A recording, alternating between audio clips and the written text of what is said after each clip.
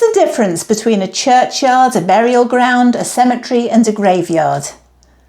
Let's dig in. In England, a churchyard is the area around the church, and that's typically a Protestant Church of England church. Usually, but not always, it contains burials. A burial ground is a site serving a community which isn't Church of England. For example, it might belong to a nonconformist or outcast religion, a workhouse or an asylum. Burial grounds may have a chapel, but they won't have a church.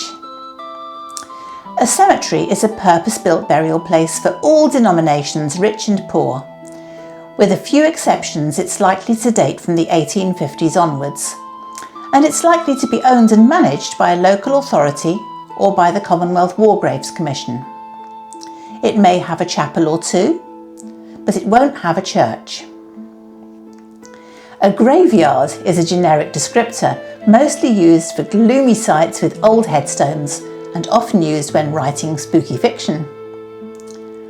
So in England, each of these terms has a very specific meaning. Let's go into each one in a bit more detail. We'll start with the churchyard, the area around the church. It's probably the most familiar and iconic image of a burial place in England. They are always founded by a Christian body and subject to the laws of that body. In England, that's usually the Protestant church, known as the Church of England or the Anglican Church. There aren't nearly as many Catholic churchyards here. You'll find churchyards in most towns and villages, and many of them can trace their foundation back to medieval times.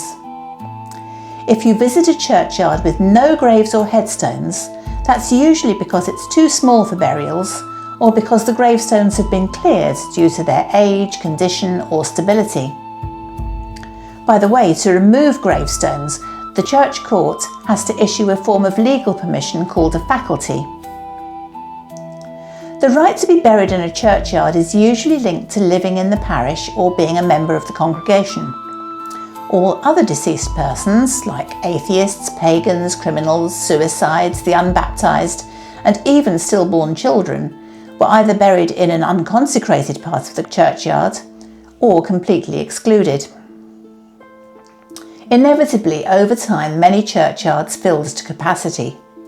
The obvious solution was to extend existing churchyards, but when extra land wasn't available, the only way to deal with it was to free up the ground for new burials by removing some of the human remains to an ossuary in the church crypt. The crypt at St Edith's Church in Tamworth was used for exactly that purpose. This is what it looked like before the piles of bones were emptied out in the 19th century. Now, burial grounds. These are sites serving a specific community which isn't exclusively Church of England. Burial grounds are often attached to a nonconformist or alternative place of worship, such as a Methodist chapel or a Quaker meeting room. But some have no religious affiliation at all. For example, asylum and workhouse graveyards were created for inmates, patients, the destitute and the poor. Today you might hear the term burial ground applied to a contemporary green woodland site or a site dedicated to a migrant or minority community. Today, in practice, people use the term burial ground as a synonym for almost any burial site or burial place without a church. But technically you shouldn't use it for a cemetery, because a burial ground serves only one community. Which brings us to cemeteries. The word comes from the Greek, koimeterion, and simply means sleeping place. So it's non-denominational and inclusive. In Georgian England, there were growing concerns about the effect of overcrowded graveyards on public health, especially where recent graves were near the surface.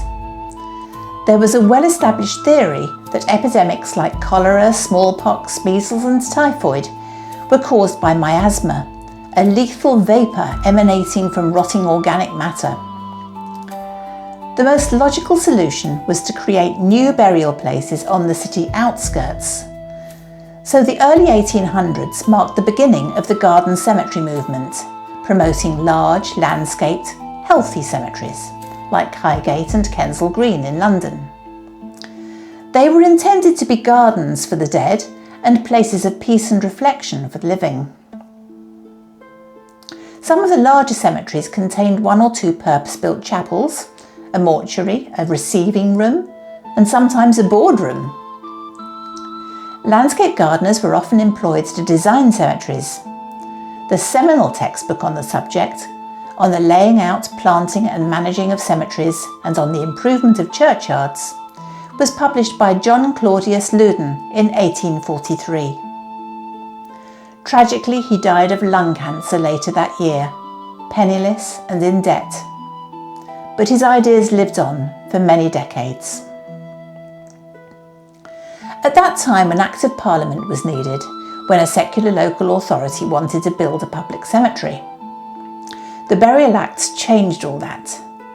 The 1852 Act covered the London area, and the 1853 Act was for everywhere else in England.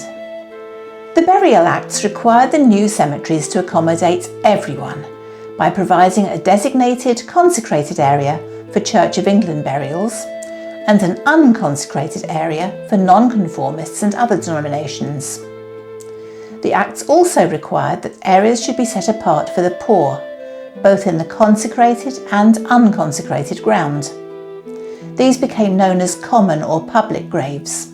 They were unmarked, and the plots were shared by strangers with no exclusive ownership.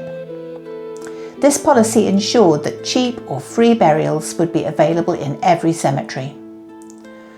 So if you see a large area in a cemetery with no gravestones, it's probably one of these areas for the poor. Finally, the Acts regulated burial practices, setting standards for grave depth, spacing and maintenance, all designed to minimise the health risks. Today, the vast majority of cemeteries are still owned and run by local authorities, but just occasionally you'll find one run by a private company or a charitable trust. There are also a few purpose-built military cemeteries in England, such as Brookwood, Tidworth and Cannock Chase. These are owned and managed by the Commonwealth War Graves Commission. Finally, graveyards. The word graveyard is a generic one, which has been in use for centuries. The word has quite a Gothic feel to it, so it's often used when writing spooky fiction like The Graveyard Book by Neil Gaiman. Great book, by the way. It's a descriptor which covers a wide range of burial sites, but today it's mostly used for places full of older headstones or in a particularly gloomy or isolated spot. It's useful for people who have an aversion to religion. For example, an atheist might prefer to say graveyard rather than churchyard, and it also works well for a churchyard with a ruined, deconsecrated or demolished church, especially where a covenant prevents the use of its former name. So there you go. Each of these burial sites tells a unique story about how our relationship with faith and mortality has changed over the centuries. Do let me know in the comments if you've come across more interesting terms. And if you've enjoyed this video, please don't forget to like and subscribe. Bye!